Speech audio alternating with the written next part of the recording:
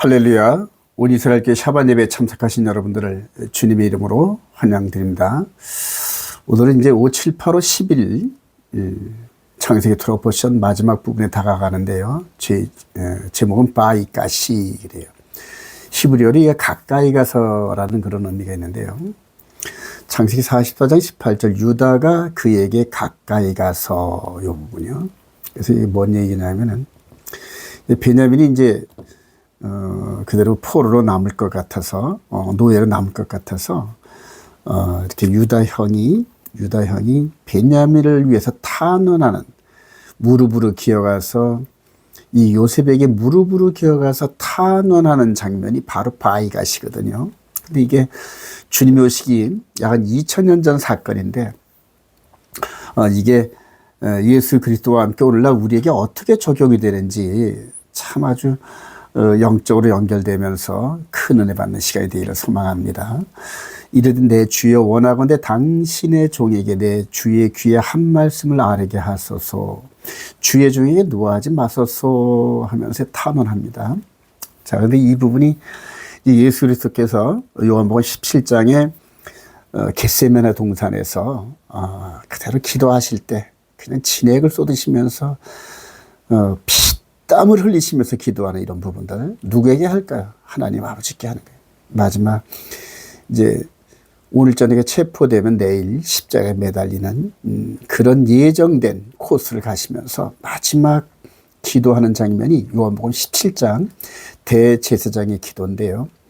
이때 히브리서 7장 14절 이하에 우리 주께서는 유다로부터 나신 것이 분명하도다 그러면서 이렇게 무릎 꿇고 기도하시는 탄원의 이 내용을 유다의 계보로 오신 우리 예수 그리스도 그리고 또 오늘 이렇게 창세기 말씀으로 연결하는 부분들을 볼 수가 있어요.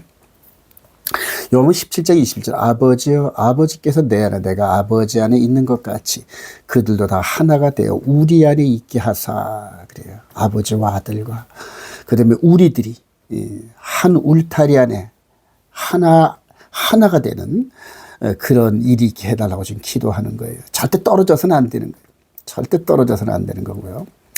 자, 그리고 이제 현재 하나님 보좌 우편에서 대제사장 사역을 하는 예수아와 그다음에 저와 여러분들이 왕 같은 제사장으로서 사역을 하면서 예수님의 십자가를 중심으로 해서 이 연결선이 끊어지지 않는 거예요. 여기서 떨어져 나가면 절대 안 되거든요. 근데 이 마귀는 이 선을 끊어내려고 계속 공격을 하고 있죠. 히브리서 7장 24절 예수는 영원히 계심으로 그 제사장 직분도 갈리지 아니하느니라. 그러므로 자기를 힘입어 즉 예수를 힘입어 하나님께 나아가는 자들을 온전히 구원하실 수 있으니. 저와 여러분들이 예수님의 십자가를 중심으로 해서 이 보혈의 능력으로 지금 아버지께로 계속 나가는 거예요. 이 영과 진리 안에 예배를 드리는 말이 바로 이런 거거든요. 자, 이는 그가 항상 살아계셔서 그들을 위하여 간구하심이라. 이러한 대제사장은 우리에게 합당하니 거룩하고 악이 없고 더러움이 없고 죄인에게서 떠나 계시고 하늘보다 높이 되시니라. 그러면서 창세기 시절에 유다를 통하여서 이어지는 이 간구의 이 모형과 흐름이 예수 그리스도 안에 있고, 그리고 하나님 보좌 우편에서 지금 대제사장 사역을 하시는 이 시간에도 졸지도 않으시고 우리를 위해서 간구하신다는 이제 이런 흐름들이 있어요. 자, 베냐민을 위한 유다의 탄원 한번 볼까요? 44장 18 유다가 그에게 이르되 아버지의 생명과 아이의 생명이 서로 하나로 묶여 있거늘 그래요. 이제 이게 보이는 모습으로는 야곱과 베냐민의 이 생명이 육신의 생명이 하나랍니다. 그러니까 베냐민이 안 데려가면 아버지가 죽는다는 거예요. 그래서 그 중간에서 이 유다 형이 베냐민을 꼭 보내야 되고 대신 자기가 있겠다는 거예요. 참 이 복음의 그림자가 이 창세 때부터 종말을 말씀하신 하나님의 이 말씀이 그냥 막 푹푹푹 올라옵니다. 자, 이제 내가 주의 종 우리 아버지께 돌아갈 때 아이가 우리와 함께 가지 아니하면 아버지가 아이의 업소를 보고 죽으리니 이제 주의 종으로 그 아이를 대신하여 머물러 있어 내 주의 종이 되게 하시고 그 아이는 그의 형제들과 함께 올려보내소서. 올려보세요. 자기가 대신 있겠다. 대신 있겠다. 이게 진심된 유다의 마음인데, 이런 유다의 마음이 유다 지파 계보를 타고 오신 이분을 통하여서 죽음의 권세에 묶여 있는 우리 신부들입니다. 우리 예수님한테 신부죠. 그러나 하나님 아버지께는 우리가 자녀들이거든요. 그러니까 이 유다의 후손으로 이렇게 오신 이분께서 이제는 이 생명값을 내어주시고 우리를 아버지께로 데려가시겠다는 거예요, 여러분. 근데 그 데려가는 방법이 신부 삼아서 데려가신다는 거예요.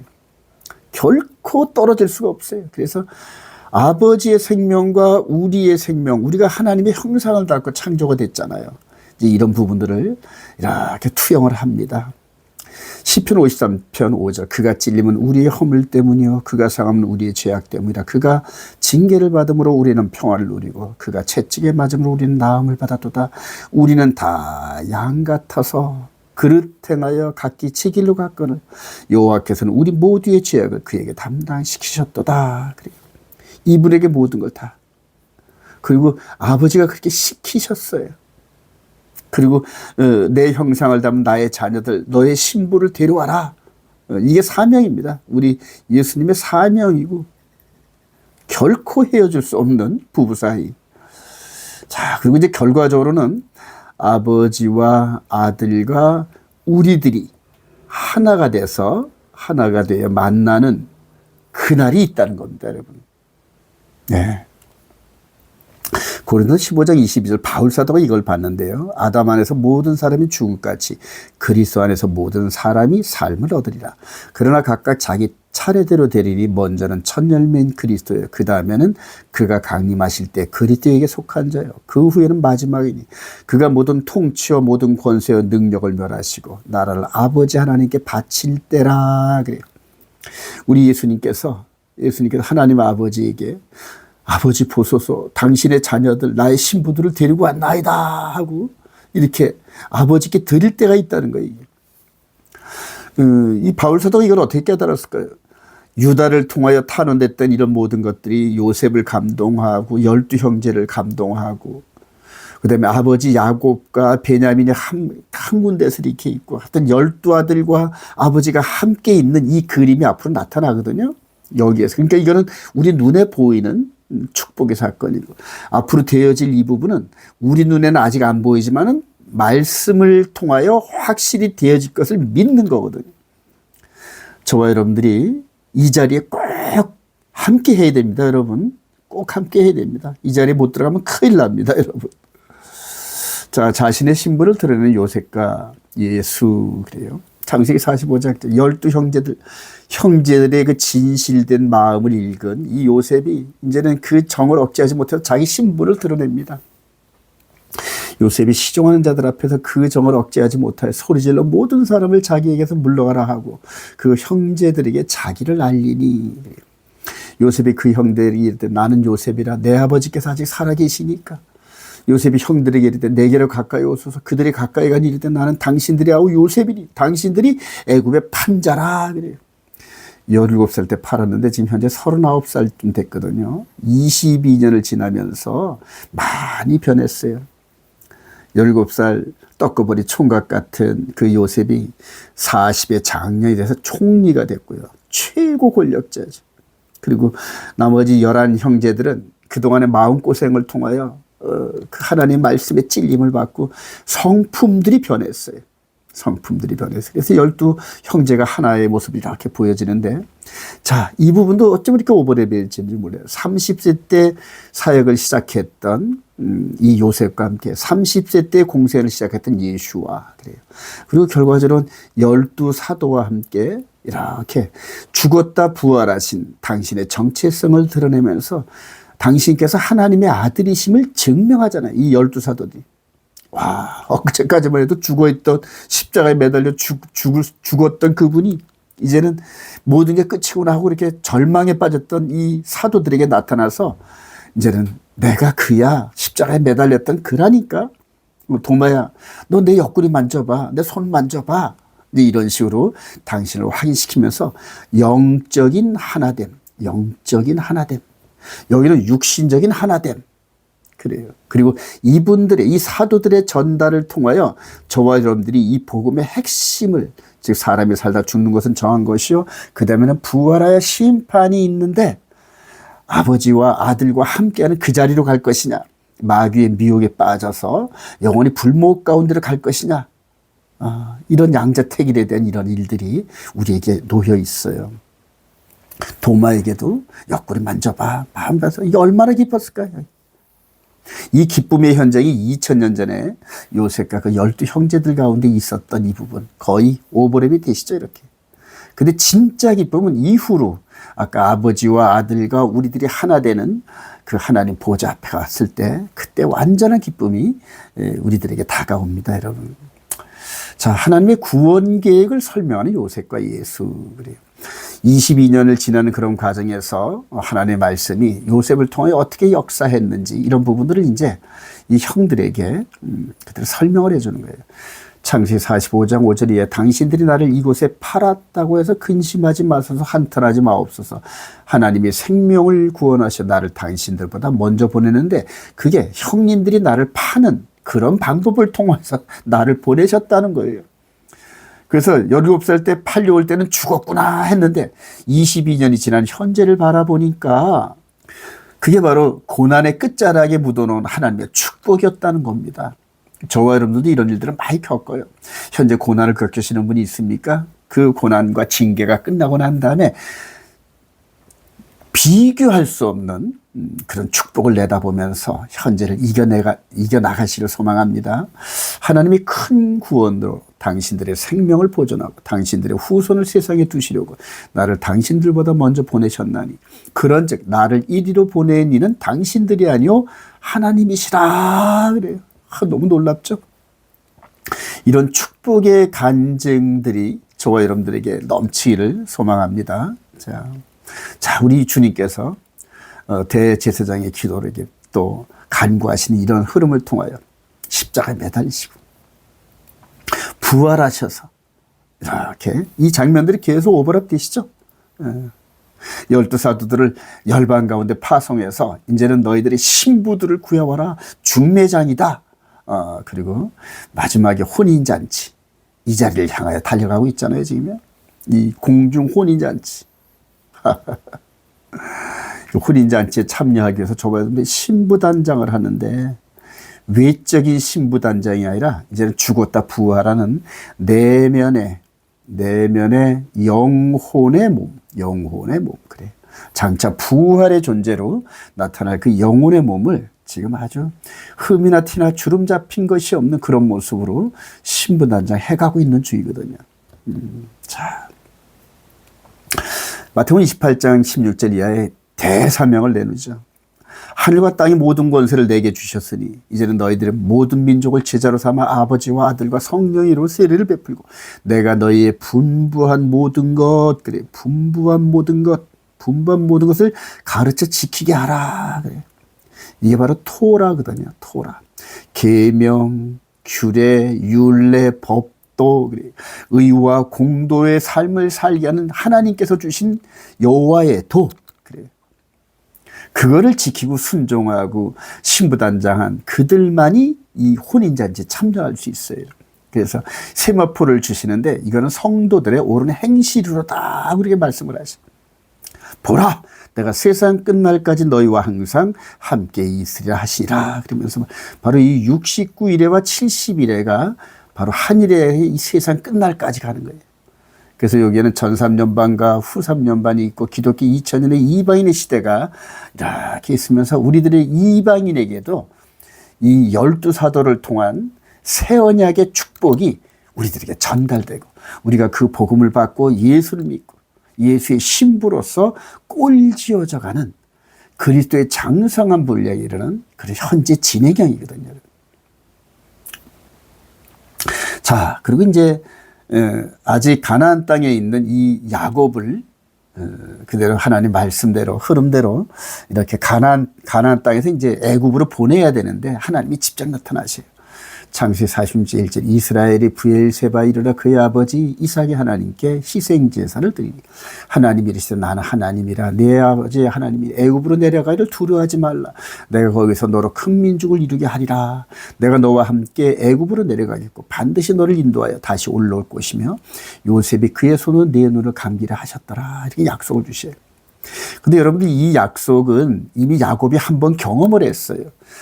이렇게 외삼촌 하란에 있는 외삼촌 라반의 집으로 갈 때 베델에서 이렇게 만나서 말씀을 주셨던 그리고 20년이 지나서 돌아오면서 하나님 말씀은 1점이라도 틀린 적이 없구나 하고 뚝뚝뚝뚝 생각을 해요. 그러니까 이 영적인 경험이죠.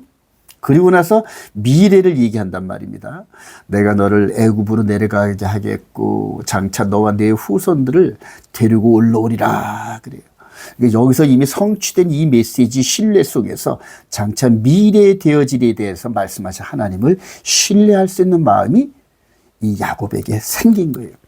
저와 여러분들도 이런 이 신앙 여정을 걸어요, 여러분. 창세기 46절 5절 이하에 이와 같이 야곱이 그의 아들들과 손자들과 딸들과 손녀들 곧 그의 모든 자손을 데리고 애굽으로 갔더라. 그래요. 야곱의 집사람의 애굽에 이른 자가 모두 70명이었더라. 지금도 이렇게 참 근거지를 이렇게 옮기는 게 쉽지 않은데 당시 얼마나 힘들었겠습니까? 그런데 하나님께서 야곱과 함께 그 후손들 70명을 몽땅 다 애굽으로 이렇게 인도해 주시고 그리고 430년이 지난 다음에 아브라함한테 약속했던 4대가 지난 다음에 장정만 60만이 되는 이런 어마어마한 그런 하나님의 백성들을 이끌어내는데 자 여기서 이미 야곱은 혼자였다가 20년 후에 부인 내 아들 12 이렇게 인도한 경험이 있거든요. 그래서 이제 하나님의 일하시는 패턴은 이렇게 근간은 똑같은데 그것이 점점 더 확대되거든요. 예수 그리스도로 말미암아 우리에게 주어진 이 영의 출애굽이 이제 어마어마해질 겁니다. 예수님 한 사람으로 한 분으로 시작했던 이 영의 몸의 출애굽이 셀 수도 없을 많을 정도의 예수님과 똑같은 정체성을 가진 그런 귀한 그 생명체가 하나님 아버지께로 돌아갈 겁니다. 자, 아브라함의 언약을 좀 살펴볼까요? 아브라함의 언약대로 이제 되어져요. 즉 아직 아들도 없는 아무도 없는 아브라함에게 이렇게 이 약속을 하셔요. 이게 헷불 언약이에요. 그리고 그 말씀대로 아브라함, 이삭, 야곱 때 이 애굽으로 내려가는 이런 일들 그래요. 자, 그리고 이제 그리고 여기에서 요셉과 함께 아버지 야곱이 12 아들과 함께 이렇게 정착하는 이런 그림들이 큰 그림으로 아브라함에게 약속했던 것들이 이제 착착착착 진행되는데 그게 200년, 300년 이렇게 후에 이루어지는 거거든요. 그래요. 자, 여기서 이제 시편, 이런 모든 것들을 지켜봤던 시편 기자가 시편 105편 17절 이하에 이렇게 얘기해요. 그가, 즉 하나님께서 한 사람을 앞서 보냈으며 요셉이 종으로 팔렸는데 그의 발은 착고를 차고 그의 몸은 쇠사슬에 매였으니 곧 여호와의 말씀이 응할 때까지라. 그래요. 하나님의 말씀에 의해서 그대로 움직이는 자연스러운 종을 만들 때까지 하나님의 말씀이 그를 달려라 했도돼요. 그렇게 이제 쇠사슬과 착고에 찼던 요셉이 17살 때 이렇게 팔려가가지고 13년, 30세가 될 때까지 보디발의 가정 안에서 많은 어려운 일들을 겪고 때로는 또 목숨이 경각간에 달릴 것 같은 이런 어려운 상황이 있다 하더라도 30세쯤 됐을 때는 하나님의 일을 중책을 맡을 수 있는 영적인 면도 서 있고 육신적인 지혜와 함께 정직함과 하나님의 말씀으로 다듬어진 요셉을 애굽의 왕이 바로 왕이 총리로 추천하는 이런 어마어마한 결단을 할 수 있을 정도의 신뢰가 갔다는 겁니다, 여러분. 저와 여러분들도 이렇게 하나님한테 인정받고 세상에서 인정받는 그런 일꾼들이 되기를 소망합니다. 마지막 때는 그런 일꾼들이 필요해요, 여러분. 자, 왕이 사람을 보내어 그를 석방하며 뭇백성의 통치하 그를 자유롭게 하였도다. 그를 그의 집의 주관자로 삼아 그의 모든 소유를 관리하게 하고 그의 뜻대로 모든 신하를 다스리며 그의 지혜로 장로들을 교훈하게 하였도다. 그래서 이 요셉 한 사람으로 말미암아 고대 이 이집트가 세계 최강의 나라가 되는 그런 초석이 바로 요셉 한 사람으로 시작됐어요. 오늘날에도 이 마지막 때 우리 주님 오시기 직전에 우리 대한민국 전 세계에 정말로 영적인 이런 지도자 한 사람이 나타나서 마지막 때 정말 어마어마한 그런 일들을 일으키면서 대적자 마귀에게 승리하는, 즉 두 주인 같은 그런 일꾼들이 나타나길 소망합니다. 예, 이스라엘이 애굽에 들어갔으며 여기서 이스라엘이 이제 야곱을 얘기하잖아요.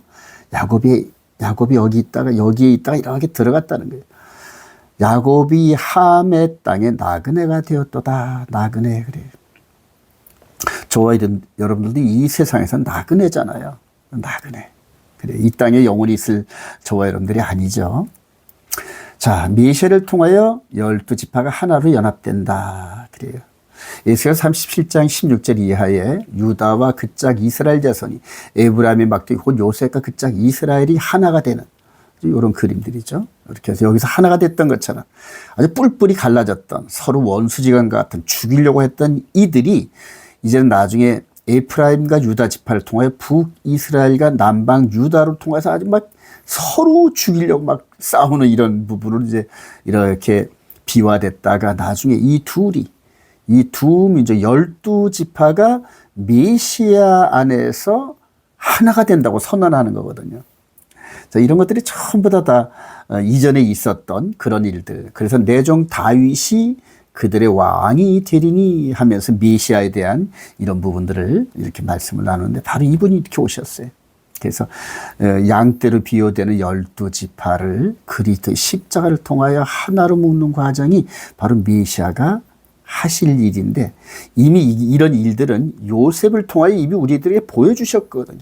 요셉을 통하여. 그리고 이분이 지금 현재 성취 과정에 있고 그 열매가 새하늘과 새 땅에서 아버지와 아들과 우리들이 하나가 되는 이런 어마어마한 축복이 우리 앞에 기다리고 있어요, 여러분. 그 안에 꼭 참여하기를 소망합니다. 자, 요한복음 10장 14절 나는 선한 목자라 나는 내 양을 알고 양도 나를 아는 것이 아버지께서 나를 아시고 내가 아버지를 아는 것 같으니 나는 양을 위하여 목숨을 버리노라. 목자시잖아요. 또 이 울타리 안에 들지 아니한 다른 양들이 내게 있어 내가 인도하여 할 테니 그들도 내 음성을 듣고 한 무리가 되어 한 목자에 있으리라. 그래서 이때 이 예수님 당시 때 요 가나안 땅의 울타리는 그대로 유다 지파와 베냐민 지파 정도만 있고 나머지 10지파들은 열방에 흩어졌다가 하나님께서 명령하신 여호와의 절기, 봄절기, 여름절기, 가을절기 1년에 3번씩 예루살렘을 왔다 갔다 했거든요. 근데 그들도 내 울타리 안에 들어오게 하리라. 그러면서 죽었다가 부활하신 이 주님께서 12사도들을 열방에 파송하시는 그런 과정이 울타리 밖에 있던 이스라엘 백성들을 불러들여서 유다와 에프라임이 하나가 되는 이런 과정 속에서 이방인 된 저와 여러분들이 그 메시지를 듣고 그들을 그 안으로 뛰어드는 이런 과정이 바로 구원의 과정이에요, 여러분. 그래서 말씀은 이스라엘 백성들이 받았고 그들이 우리들에게 전해진 이 복음의 메시지를 믿고 따라가면서 하나님의 거룩한 백성이 되는 줄로 확신합니다. 한 사람을 먼저 애굽에 보내시고 복음을 이방으로 보내신 예수 그리스도. 그래요.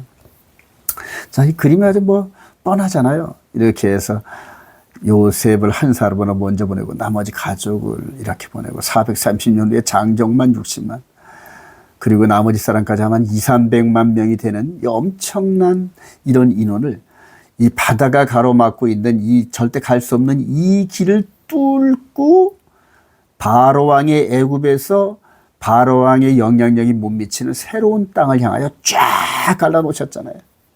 이렇게 이끌어 가신다는 거거든요.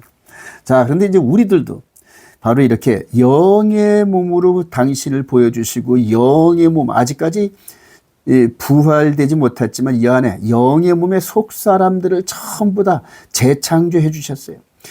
이분의 보혈의 피를 우리 허물로 죄어 죽었던 우리 속 사람에게 뿌려주시고 이곳에 하나님의 법을 기록하시고 계속 성령님께서 그 말씀의 꼴로 이끌어 가시면서 이분처럼 우리 속 사람이 변해가는 거예요. 변해가는 이런 과정이 성화의 과정이거든요. 그래요. 그래서 마지막에는 하늘 보좌를 가르시고 하늘의 물을 가르시고 우리를 쫙 끌고 오라는 이게 휴거라는 거거든요, 여러분. 그래서 이 땅에 있는 휴거의 모형은 바로 출애굽입니다. 홍해도와 여기에 요셉의 뼈가 함께 갔고 여기서도 죽은 자가 부활하고 살아있는 자도 변해서 전부 다 공주로 올라가는 이게 인류의 최마지막 클라이막스거든요. 이게 곧 다가왔다는 사실들이 너무나 흥분돼요, 저는 여러분.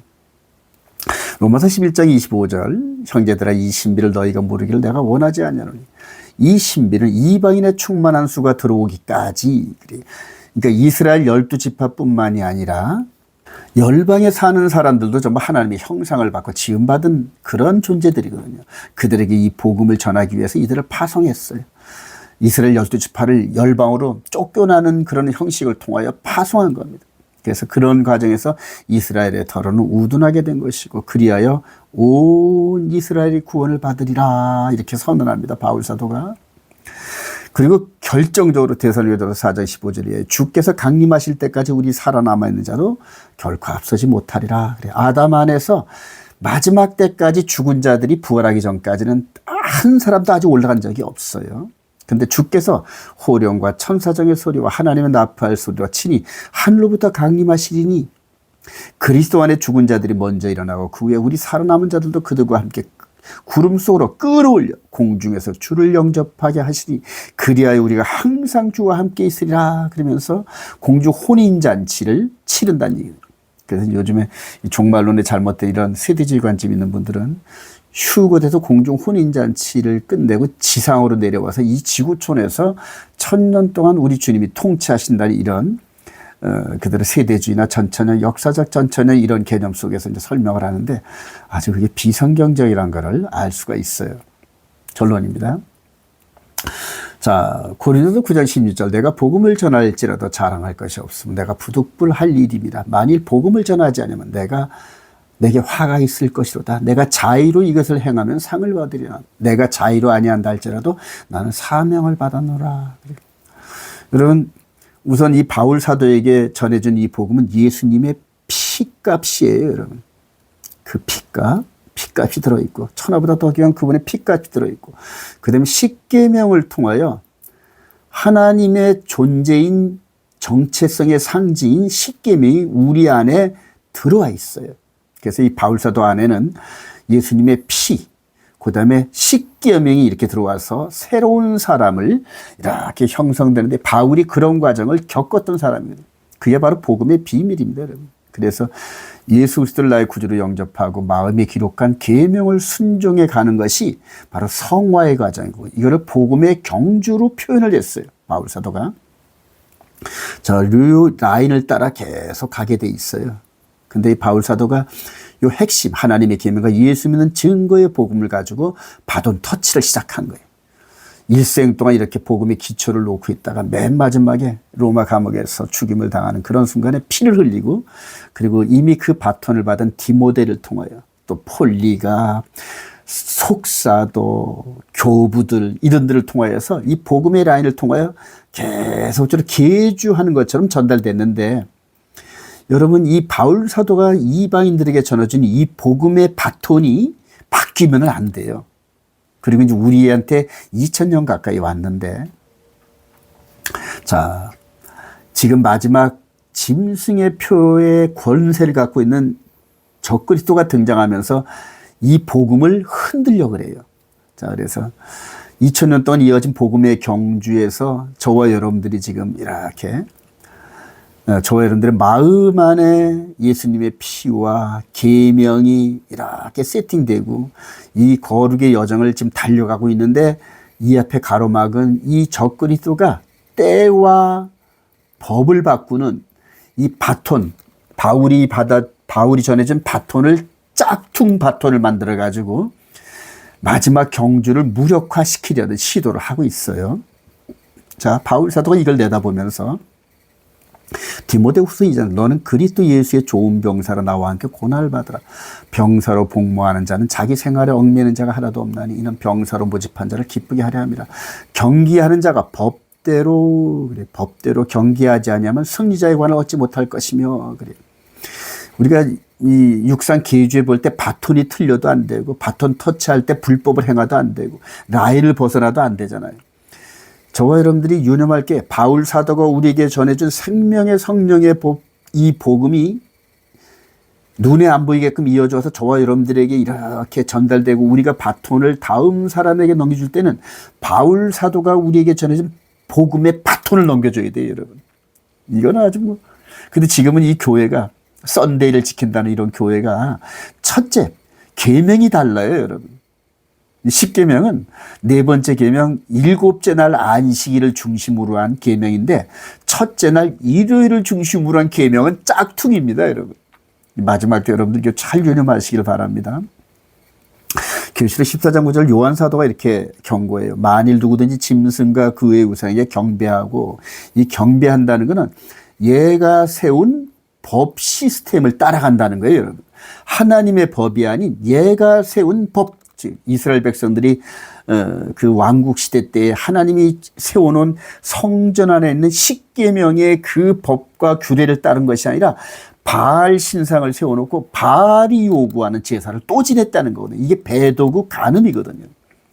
저와 여러분들이 이 계명을 벗어난 다른 짝퉁 복음을 따라가면 그놈에게 경배하는 거예요. 지금 여러분들 일요일은 역사적으로 볼 때, 일요일 이 예배는 역사적으로 볼 때 바알을 섬기던, 바알신을 섬기던 날이거든요, 여러분. 그리고 이스라엘 백성들을 중심으로 해서 현재까지 하나님을 섬기는 날은 안식일, 일곱째 날 토요일입니다, 여러분. 이거 유념하시길 바랍니다. 만일 누구든지 짐승과 그의 우상에게 경배하고 이마이나 손에 표를 받으면 그래요.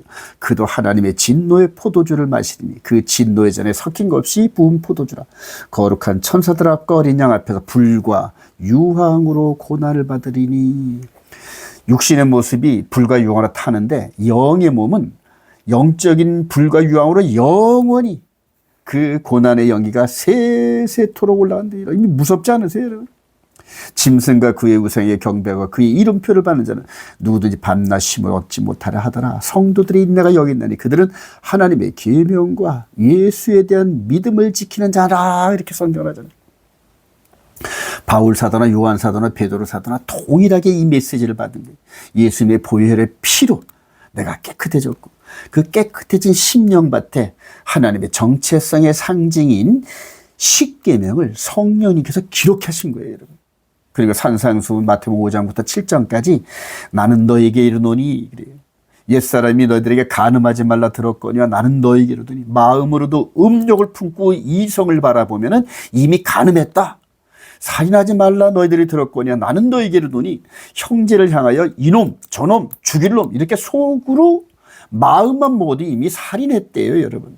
이런 어마어마한 하늘나라의 법을 지금 현재 저와 여러분들이 성령의 인도함 따라 순종해 가면서 그리스도의 신부, 그리스도의 장성한 분량, 하나님의 형상이 완전히 투영된 속사람, 이걸 만들어가는 과정이거든요. 그런 자들만 우리 주님 오셨을 때 휴거로 공중 혼인잔치에 초대한다는 거거든요.